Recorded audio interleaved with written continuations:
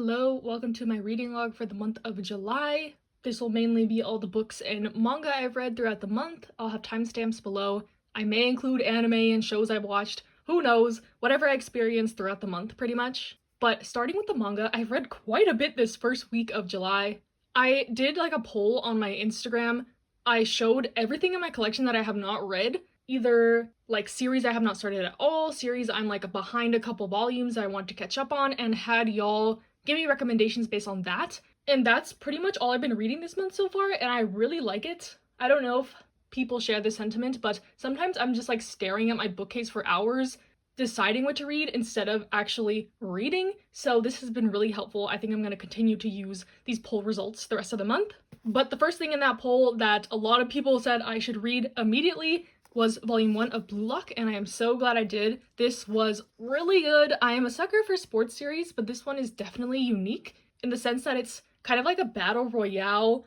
Nobody dies, but it has that vibe.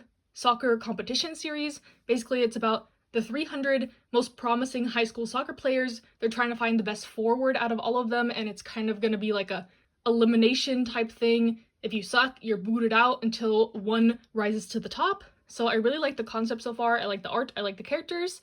It was really fun. I am really tempted to read ahead, but I think this is gonna be like a every other month release, so not too slow. And the anime is also coming out for this one sometime this year, question mark, or maybe next year. So I really enjoyed this first volume. Next, people were telling me to just finish this series because it's only 2 volumes, and that is Springtime by the Window. And this one, I feel like it ended really abruptly, just like in the middle of the story. It was very odd. This is a high school romance series following 2 couples, and there's not really like a resolution with either couple. This couple gets more so of a resolution, but yeah, it was a cute story. It was a nice story. I like the characters. Was it anything special? No. A solid like 7 out of 10. Will probably be leaving from my collection. I'm not mad that I read it, but I'm not like elated. I'm not gonna go out and recommend this to everyone. I think it could have been fleshed out a little more, but for what it was okay.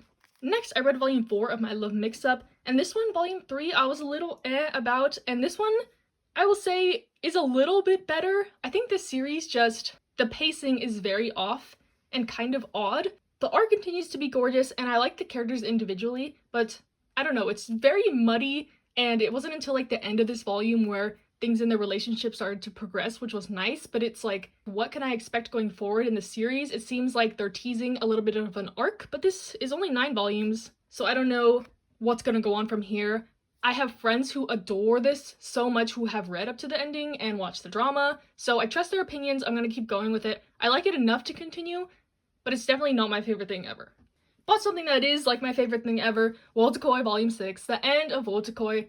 For now, the author has said that they plan to do a spin-off, but this was announced like a year ago with no word of anything, so if this is all we get for the conclusion, I am satisfied with it. This was a good ending. I really liked it. I love Otsukoi. I love the world. I love the characters. I love the humor. I love the art. I love everything about it.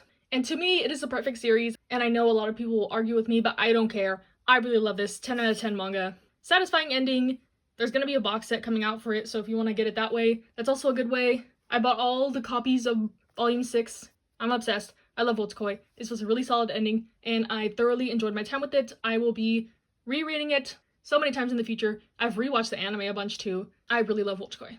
And then I read volume 1 of The Breaker. So Kira from Kira and Tommy really likes The Breaker, so I decided to give it a shot, and from this first volume, I thought it was okay. It's like a martial arts manhwa. The art is really good. It's basically like this high schooler who is bullied, and his teacher turns out to be like a martial arts master, but he's on the run.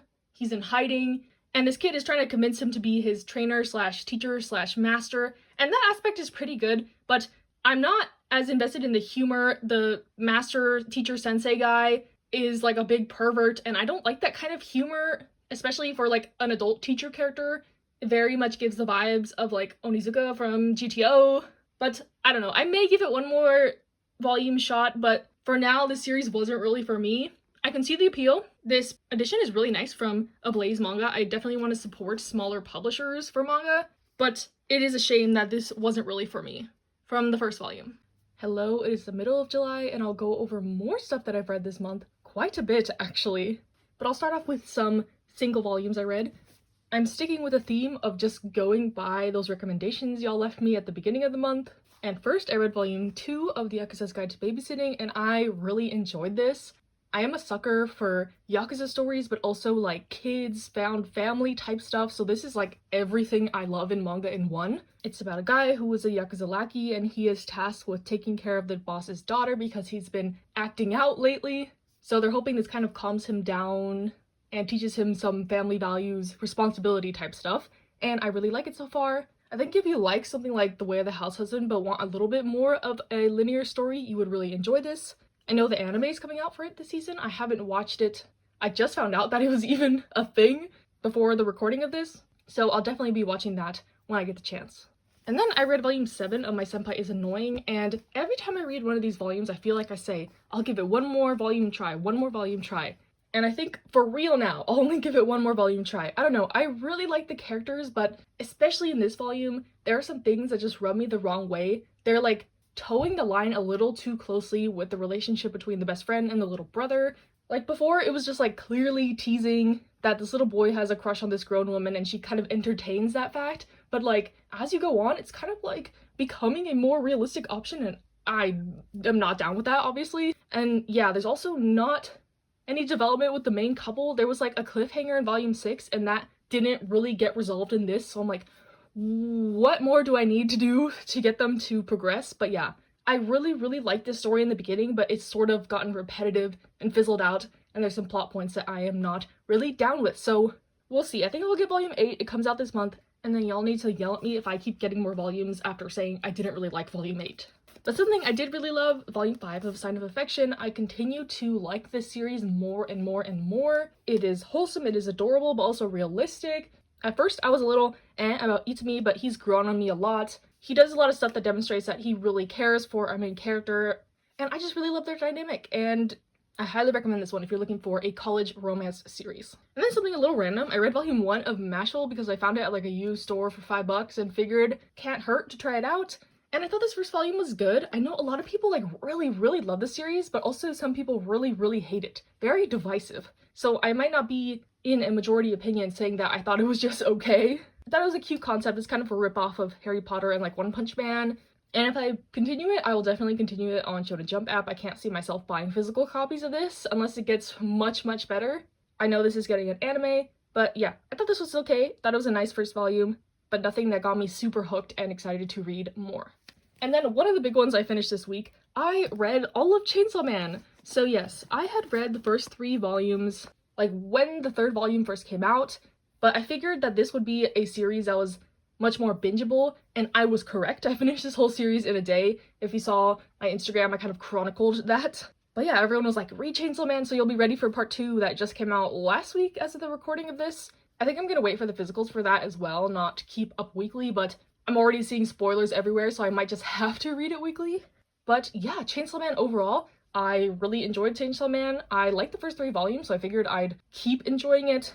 The series is just crazy, and then in these last couple of volumes, it like got really sad, then happy, then chaotic, and there was plot twists. Stuff didn't really make sense at points, but it's okay. I think you have to be okay with a more like absurdist, lot going on type story to be okay with this. The criticisms I've seen was like, it doesn't make sense, the characters are not likable, they die all the time, so how can I get attached to them, etc. But in my opinion, that wasn't really an issue at all for me. I actually grew really attached to these characters, so these last couple volumes were very sad for me. So the premise is that there's this guy named Genji. He has this pet devil, and he dies and ends up kind of combining with this devil to become the Chainsaw Man, so he can whip chainsaws out of his face and arms, and the government agrees to let him live if he helps fight other devils.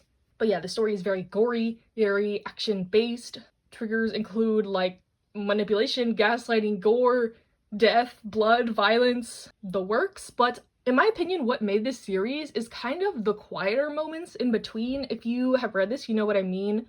Like the whole montage with Denji in power after they go to hell, and it's just like this super domestic, wholesome chapter. I don't know, it just makes the scenes much more impactful when the characters are in danger, when you see like these wholesome moments and you get to see them outside of this intense action situation. But yeah, I thought Chainsaw Man was crazy, over the top, weird, but also very good. I rated it an 8 out of 10, and if you're curious, my favorite character is Angel. So yes, definitely excited for part 2. Part 1's ending definitely was kind of open-ended / alluded to more to come, so I am excited to read on. And then lastly for this week, I read all of Pluto. This one took me 2 days, not one, because I had work. But to preface this, I will say that I don't have the best opinion of Pluto, so if you don't want to hear me trash talk this, I would say kind of skip ahead a little bit. So Urasawa, I have read 20th Century Boys, and I really liked it. I've read like the first couple volumes of Monster, but people recommended me to switch over to Pluto, so I did so. And overall, I think the series was good at first. Like, the first 6 volumes were really good. It's a story about a society where robots and humans coexist, and there's been a string of robot murders, and the detective on the case is trying to figure out why this is the case. And it's like action, action, action, go, go, go. And the ending kind of fizzled out for me. Volume 7 through 8 just kind of were anticlimactic. I didn't really like the ending. And I don't know if this is a theme with Urasawa's works, because 20th Century Boys, the ending was not the best, but the series was so long and there was so much material that I kind of forgave it more in that fact. But for Pluto, such a short series, I was like, forgive my crudeness, but it's like literary blue balls. Like, you build up all this action, all this whatever, and then the ending is just like, okay, like, I don't know. And also, I would say the themes of this are kind of shoved down your throat. Like, I don't mind a good obvious theme, but the way this was written kind of made me feel like I was being talked down to, kind of. I don't know. The obvious themes I'm talking about is there's themes of racism shown with the robots versus the humans. There's like anti-robot leagues, people trying to take away the robots' rights. There's even a version of the letter that comes after J times 3 in this, and it's just like super obvious. And I feel like there's better ways to kind of illustrate this. I would say something like Beastars does it much better.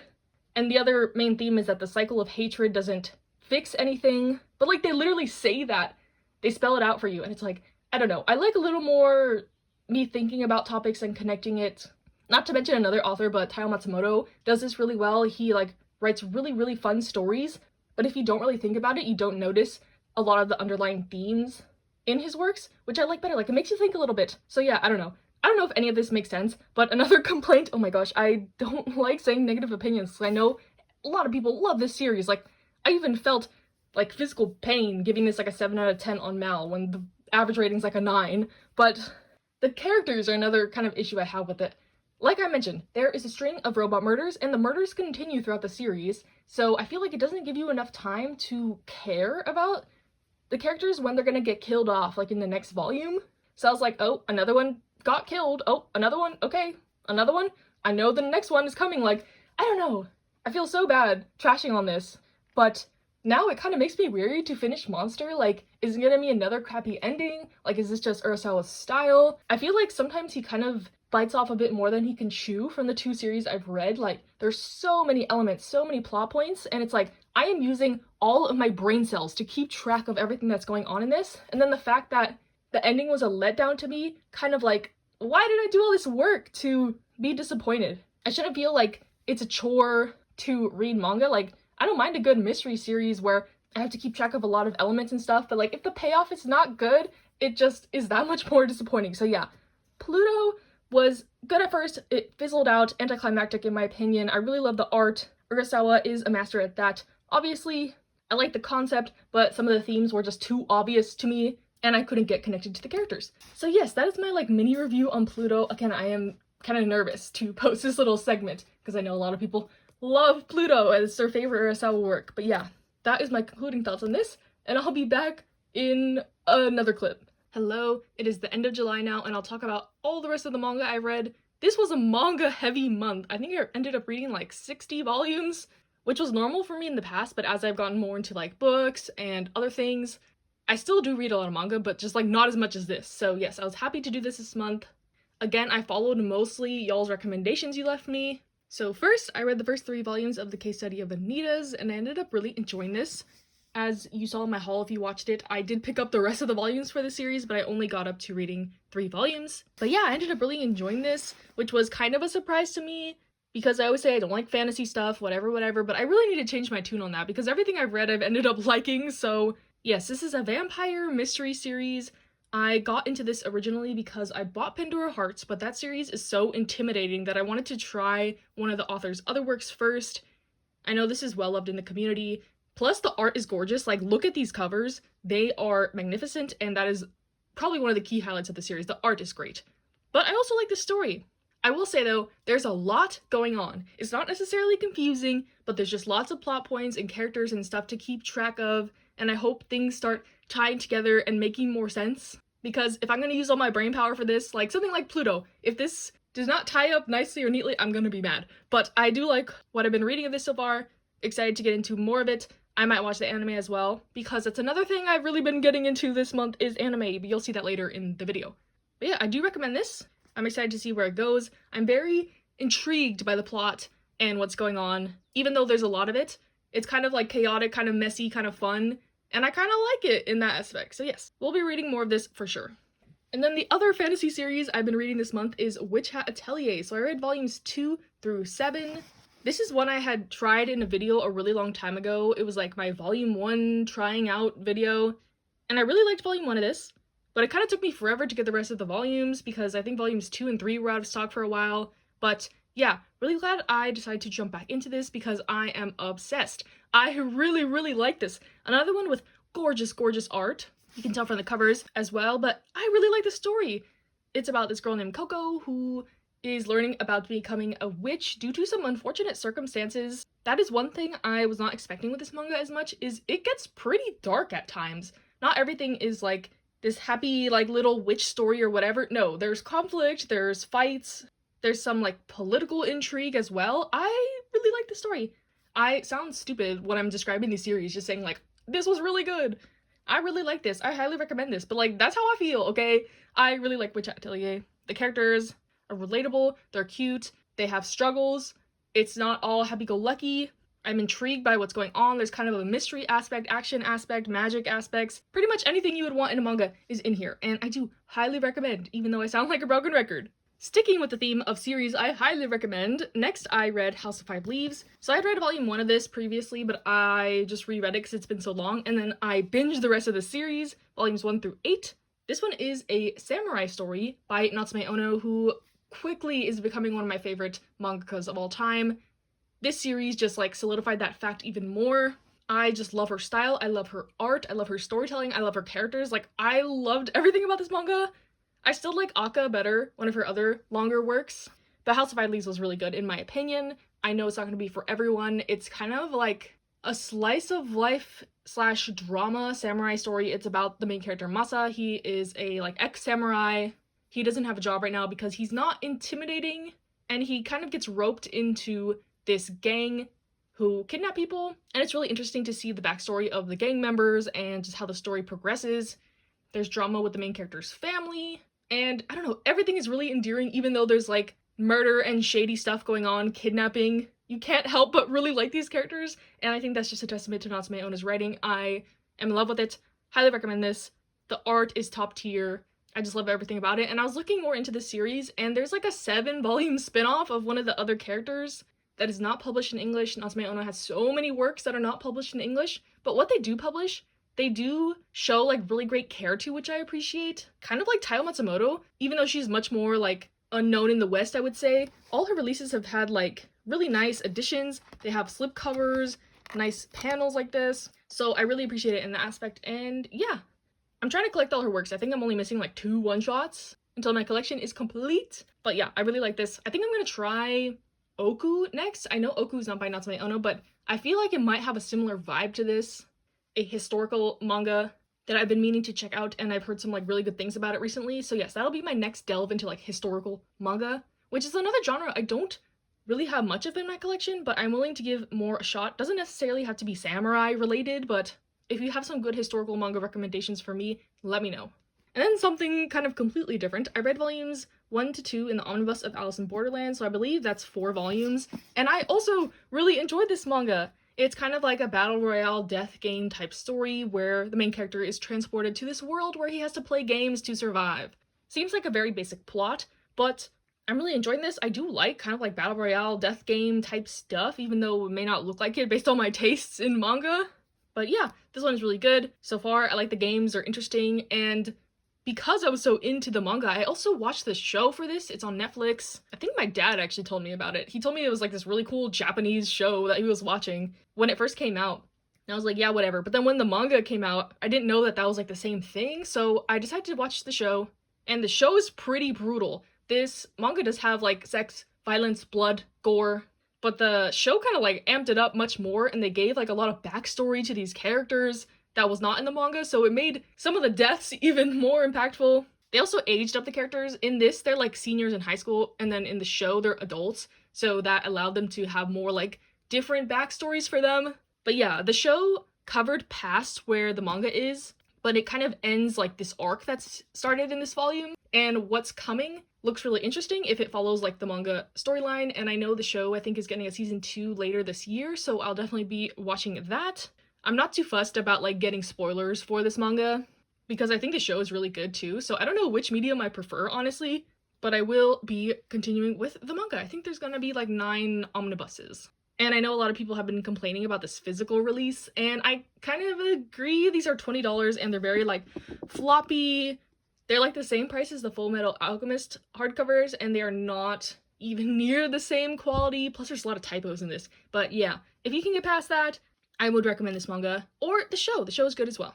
Next, I read volume 2 of Hello Melancholic, and I actually really enjoyed this volume. This cover on the couple was my favorite in volume 1, and this delved into their backstory, which was very unexpected.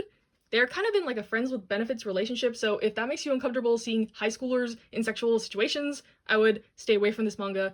I don't know why it's only rated teen. It was a little spicy in here, which I was not expecting, but yeah, the story is about a classical music club. They all play classical instruments, but it's also girls' love. This is like the secondary couple, and then the main couple is between like this really shy underclassman and the more like outgoing upperclassman, and I like their dynamic. I'm kind of sad this is only going to be 3 volumes because I've quickly grown attached to especially the side couple, and the art for this is gorgeous. I don't know if this mangaka has any other works, but like I just think the art is really, really, really good.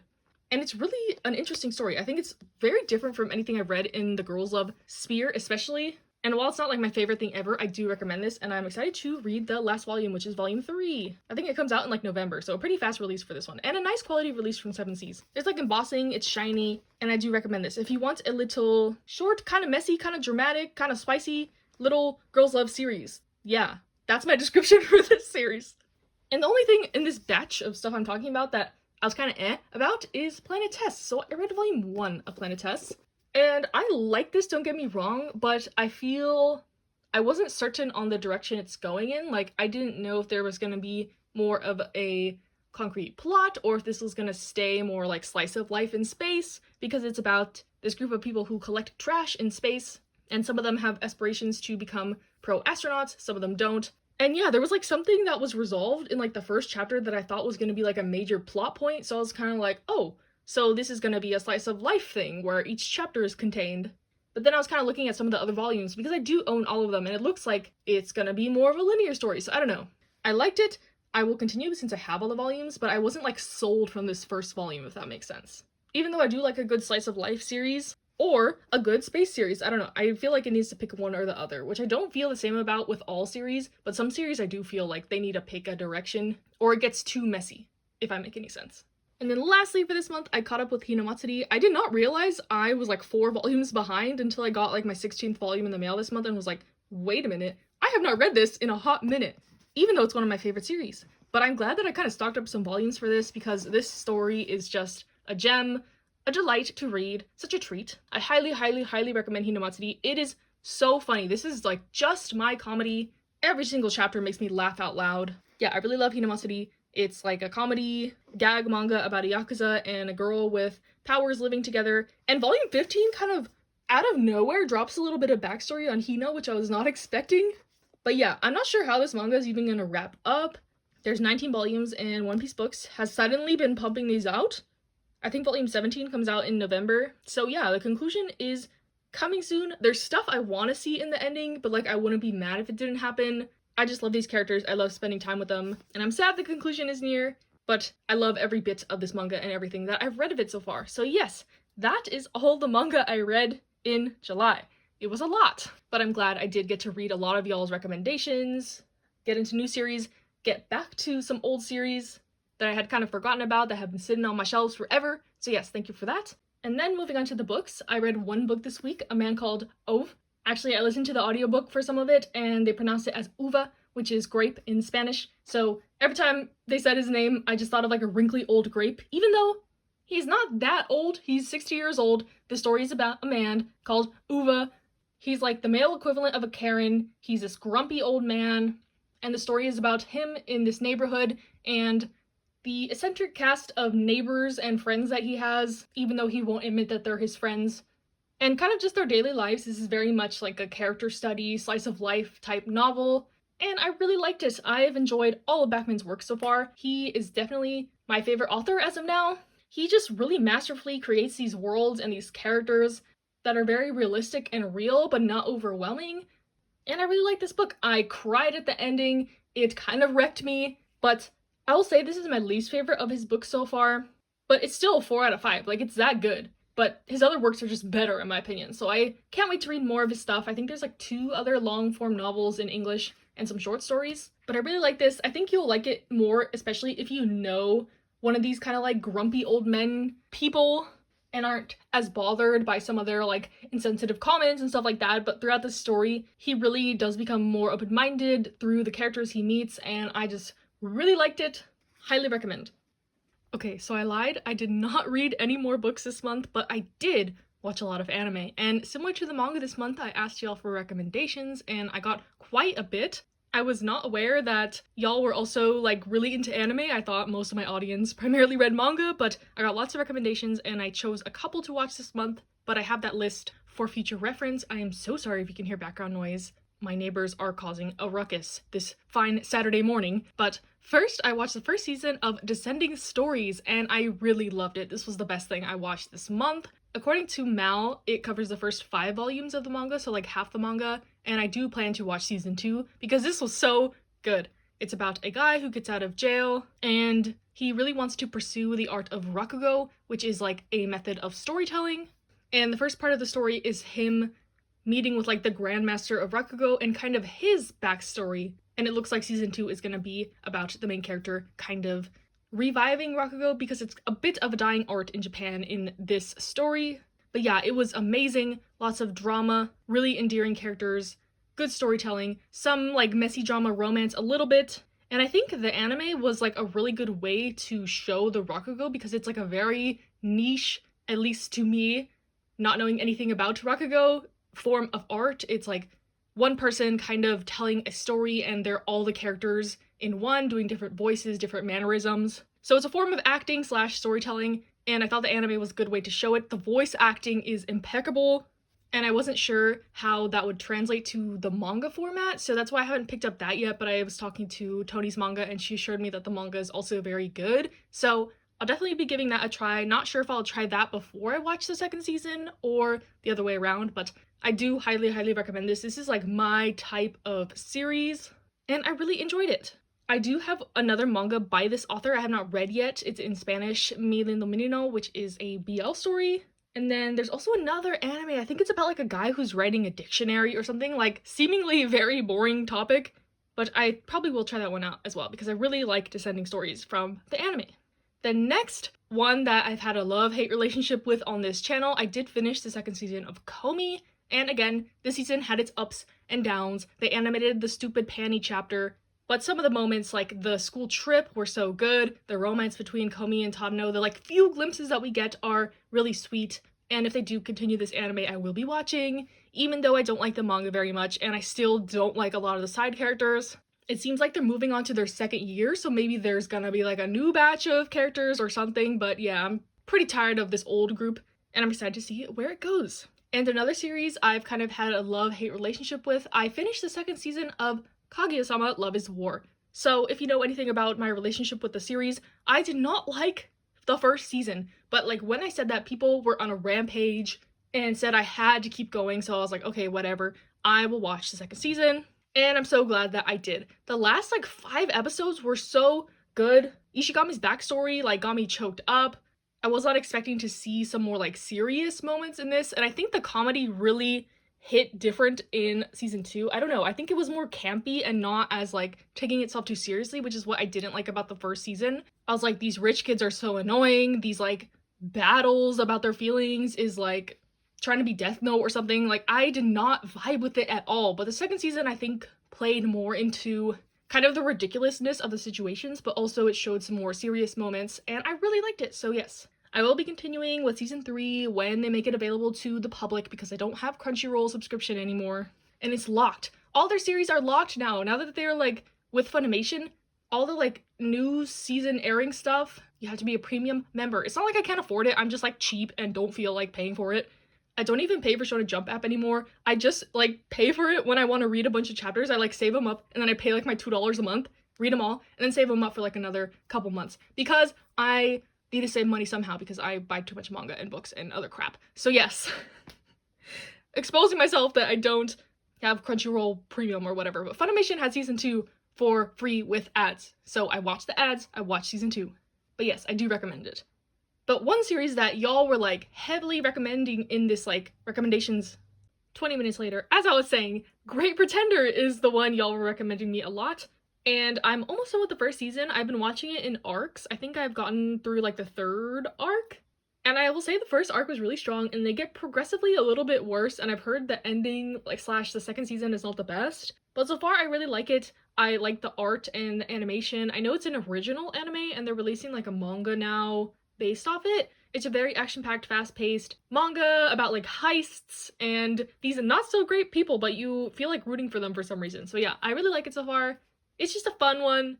Not the greatest thing I've ever watched, but I am enjoying my time with it. It's on Netflix, so pretty easily accessible.